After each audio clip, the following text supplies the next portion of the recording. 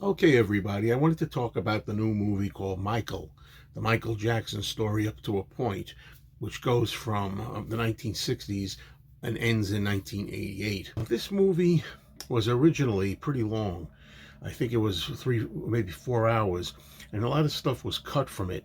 Controversy and allegations against what happened with Michael Jackson. I guess it started in the early 90s.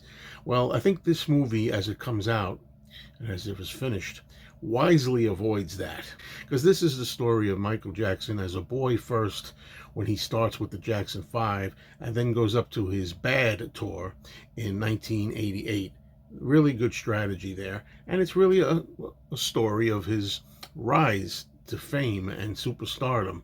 And that's what they're telling here. So there's no quibble with the fact that it's not complete up to his more sordid later days.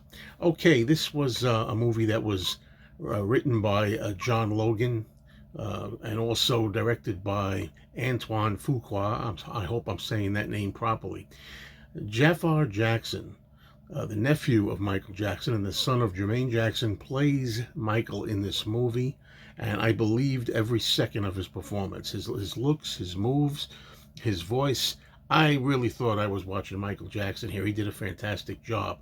All of Michael Jackson's biggest songs are represented here from both the Jackson 5 and also later on in his solo career, although I thought the one song, Rock With You, was kind of conspicuous by its absence. That wasn't here. But other than that, it's pretty covered all the way through.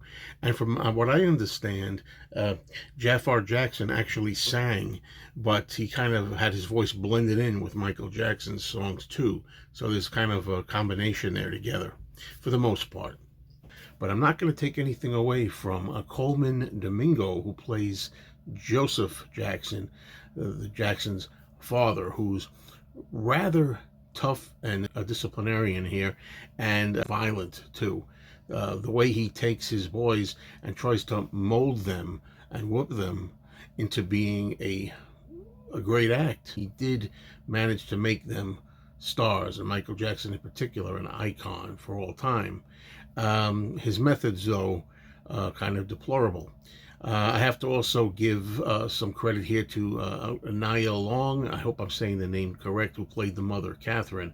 So in the movie, it starts out in the 60s, and you have the Jackson 5 in the living room being really pressured and really forced into becoming a really good act by the dad.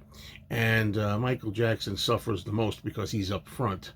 So, when he doesn't perform properly or he's missing a few cues here and there, he meets the belt, which is not really a pleasant thing. And it affected Michael. And, I'm kind of annoyed because this movie said that this film was all music video style and no story, they claimed. I think the critics are either lying or they were taking a nap, because this movie, what I liked about it was it did have a lot of background. It did have a lot of a fleshed out story. We did get into the personality of Michael Jackson. He winds up being a loner with a Peter Pan fixation, who doesn't have a proper childhood, and it affected him even as an adult. So later on in the movie, we get to see Michael grow, and he wants to do some solo projects, but his ever-present domineering dad won't have any of it. He wants to keep the Jackson 5 brand and doesn't really appreciate Michael doing his own thing. He says at one point something like he can do that on his own spare time, but from 9 to 5 he's with the Jacksons. So I like the conflict between father and son here, and I think that was really powerful. And we get to see how it affected Michael's life. His father used to talk down to him, used to make fun of his nose. And as a result, later on, Michael winds up getting a nose job. And he's a loner, kind of a child in an adult's body. And yet he rises to solo superstardom. I don't have many quibbles with this. There's a scene for comedy where you see Michael Jackson getting a pet chimpanzee, much to the dismay and the confusion of the family, which is a comical scene in the movie. But yet what I have the problem with is they didn't use a real chimpanzee. They had to use a CGI fake cartoony looking chimp for this.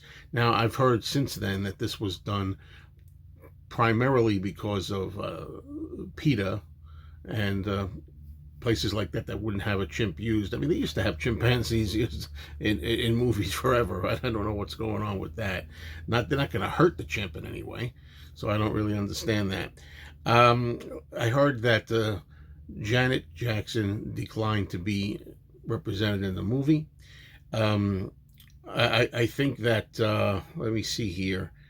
There's very little quibbles. I would say that there's a situation in the movie where it's made to look like Michael doesn't start doing solo material or solo work until he wants to embark on the Off the Wall album in the late 70s. But I, as a child, I remember going out and buying the singles Rockin' Robin by Michael Jackson, not the Jackson 5, and also the song Ben in the early 70s, also a Michael Jackson solo. So it wasn't like Michael Jackson started his solo career with Off the Wall. I'm a little mixed up by that. But then, of course, there's little things here that don't necessarily work 100% or aren't 100% accurate. I like that they ended in 1988 with the Bad Tour, and they say his story continues at the end. That's how they end it, which is very, very, very, very much of a tasteful ending. And it's done as his story, like history. His story continues. Again, there's talk now of a sequel. If they do a sequel, I can't imagine it being anything other than Michael, descending farther and farther into being weird and what they called wacko jacko, and also, of course, the allegations of what he had to face. I think it's cool that this film shows Michael being childlike and never having a childhood. And although they don't address the allegations that came later, I'm not accusing him of anything, nor am I letting him get a pass for anything, because I don't really know what the truth it was. But I like that in this movie, you almost get to see how Michael is when he wants to play the game of Twister when he's an adult. He brings the Twister game home and wants his older brothers to play with him. I mean, you start to wonder if he just simply is just a forever child, really, is all it came down to. So you get to decide that for yourself. The best thing that I can say about it is that I really enjoyed it all the way through. I thought it was a good insight into Michael Jackson, the person. I don't get a feeling that there was no story here that some people are saying. I don't know if some of the critics were being unkind to this movie simply because they didn't like that it didn't get dirty and down enough into the slime about the allegations. I don't know if they're kind of like dissing it because of that. I really enjoyed the movie. I thought it was, in my ratings, 3.5 stars out of 4. It's pretty good for my rating. Thanks, everybody.